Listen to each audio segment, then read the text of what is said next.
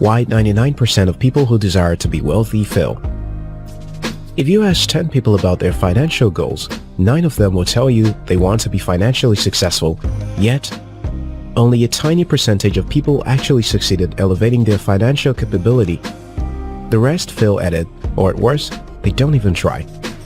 Certainly, the problem is not lack of information, because there is an unlimited number of books, courses, training materials, workshops, seminars, blog posts and videos on how to make more money, keep more money, and grow more money. So why is it that with so much information available, over 99% of people who truly desire to be financially successful fail? Let me explain it to you with a story you may be familiar with. Do you remember the story of the 3 blind men and the elephant?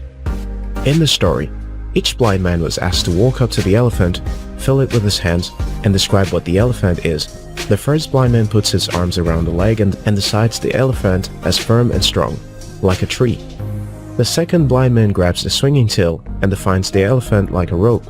The third blind man holds the trunk and believes the elephant is like a snake. From their individual perspective, each of them was partly right to describe an elephant like a tree, a rope, or a snake. But from a bigger picture, they were all dangerously wrong. The reason is that the makeup of an elephant is more complex than the narrow experience of each blind man. What does this have to do with succeeding or failing with financial success? You see, just like each blind man described the elephant from a fragmented perspective, most of the wealth building teachings are taught from a fragmented perspective. They don't incorporate the entire picture. The common knowledge people adopt on building wealth can be broken into 3 camps: the attraction camp, the activity camp, and the ability camp. The attraction camp teaches prosperity based on the law of attraction, the idea that you can think your way to manifest wealth. People in this camp believe that when you change your thoughts, you attract success. The activity camp teaches that your actions are what creates results, the idea that you create wealth by working hard. Success is all about action. The harder you work, the more you achieve. The ability camp teaches techniques and know-hows, the idea that with the right knowledge and strategy, you can create wealth. In other words, your success is a result of what you know. In a nutshell, each of these camps believe that all you need to succeed is thoughts, actions, or knowledge. Just like the blind man and the elephant, each camp is partially right, but totally wrong, because you cannot build wealth by focusing on one perspective. If you have the right knowledge and take action without the right mindset, you will be overwhelmed by setbacks and disappointments. If you have the right mindset and take action without the right knowledge and ability, you will make grievous and unnecessary mistakes. And if you read all the self-help books in the world and have a positive mindset without working hard on what you know, you will be one of those well-read people who are out of touch with reality. You are more likely to succeed at becoming wealthy when you learn how to integrate the 3 camps into one. Wealth is just a result of continuously and successfully maintaining a positive mindset, developing the right knowledge and strategies while taking massive action to work hard on what you know. This is the 3 chains of financial success: thoughts, ability, and action. People fail to reach their financial capability when the chain is broken. The first link is broken when you don't believe you deserve wealth, or falsely conclude that wealth isn't really possible for you. Thinking negatively about yourself, wealthy people, investing, or money breaks the connection between your thoughts and your action. The second link in the chain is broken when your action is insufficient to create the desired result. Maybe your financial security does not take high priority in your daily life, or your daily actions aren't based on your highest priorities due to a lack of clarity. Whatever the reason, your action is inadequate, which means your results will equally be inadequate. The final link requires you to develop a plan to achieve wealth based on proven success principles. The link is broken if you have no real plan to achieve wealth. Your plan is poorly designed, based on incorrect assumptions, or is out of touch with your resources and abilities.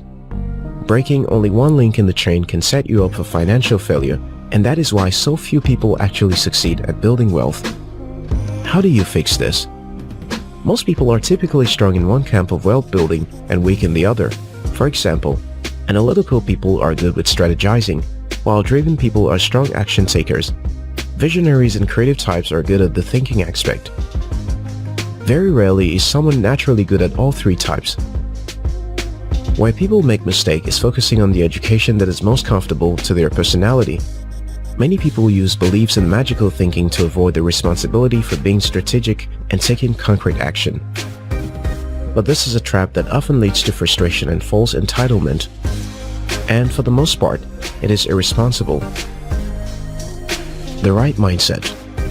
If you're stuck in your thinking, have negative beliefs about yourself or money, or can't imagine yourself financially successful, then your starting point should be developing the right mindset.